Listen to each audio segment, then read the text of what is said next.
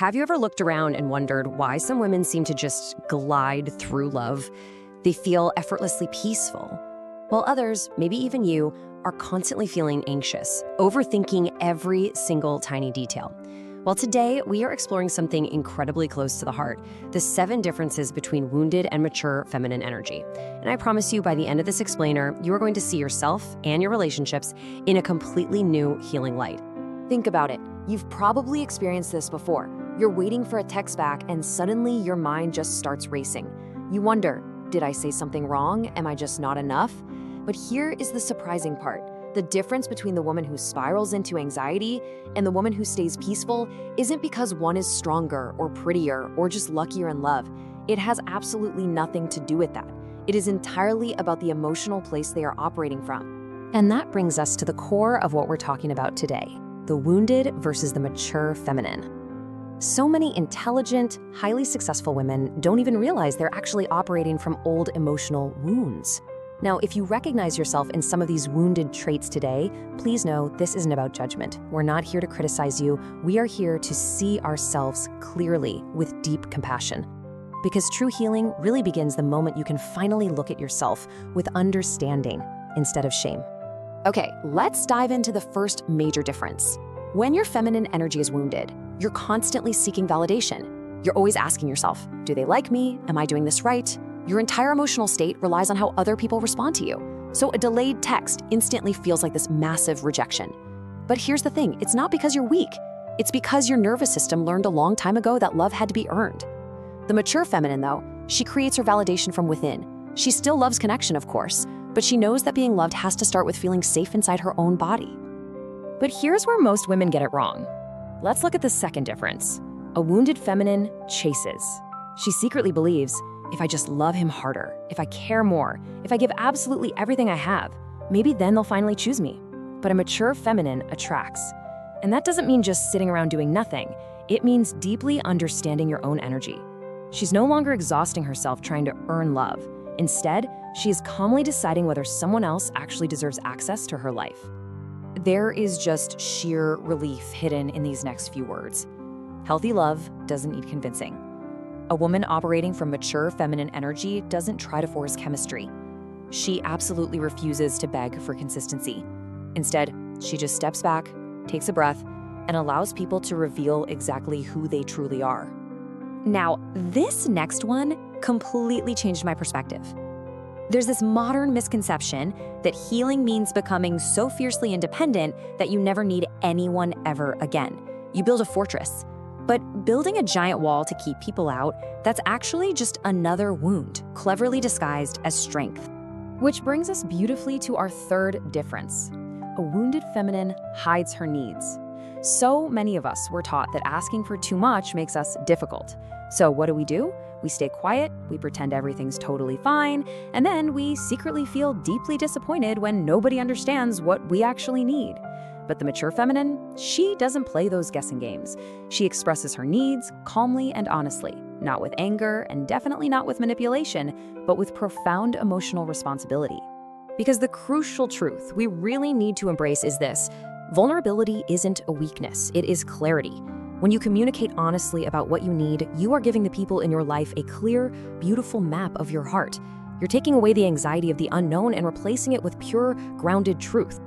And this next difference might surprise you. Difference number 4. A wounded feminine fears being alone. She often stays in relationships that honestly no longer nourish her, simply because the silence of an empty room feels unbearable. But the mature feminine really enjoys her own company.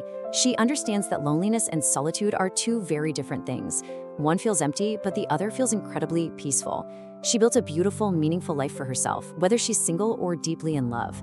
Her happiness isn't just waiting in the wings for someone else to arrive. Let's see how this plays out in our everyday lives.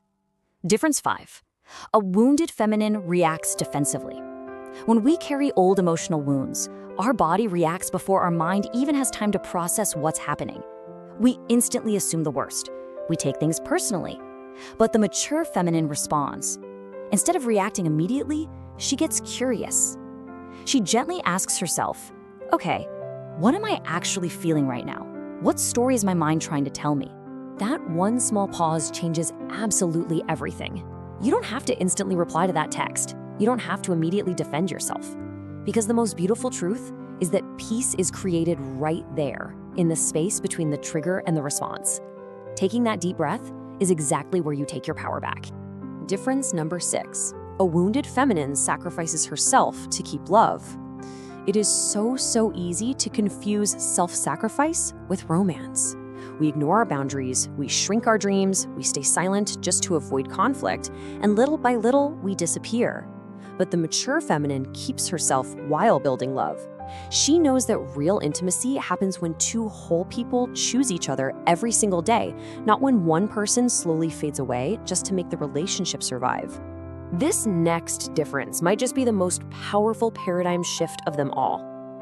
The wounded feminine lives in the constant fear of losing others.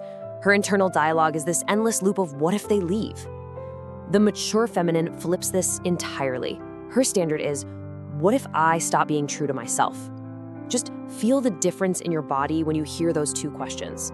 One creates this tight, heavy anxiety. The other creates expansive, beautiful freedom. And that leads us to the ultimate goal. When you stop making other people your emotional home, you finally become your own. You stop packing up your peace and moving it into someone else's hands, just hoping they keep it safe.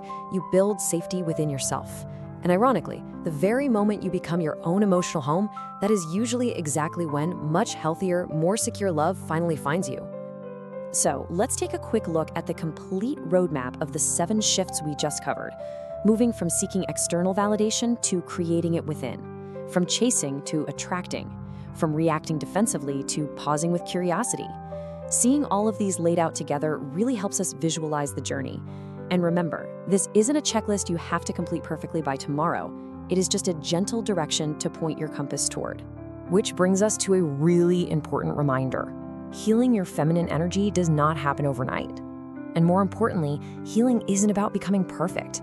It's about becoming more honest, more aware. It's about becoming profoundly more compassionate toward those parts of yourself that learned how to survive instead of simply knowing how to live.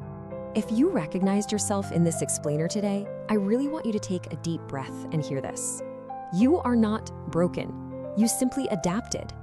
Those wounded behaviors, the overgiving, the people-pleasing, that deep fear of abandonment, those were incredibly smart survival mechanisms that your younger self developed just to keep you safe and loved.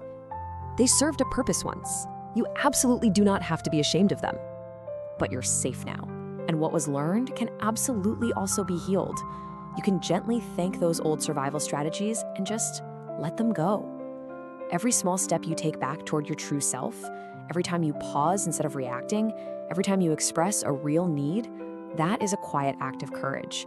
And honestly, perhaps that is what true feminine strength has always been. As we wrap up this explainer, I want to leave you with a question to reflect on. Look back at the journey we just mapped out.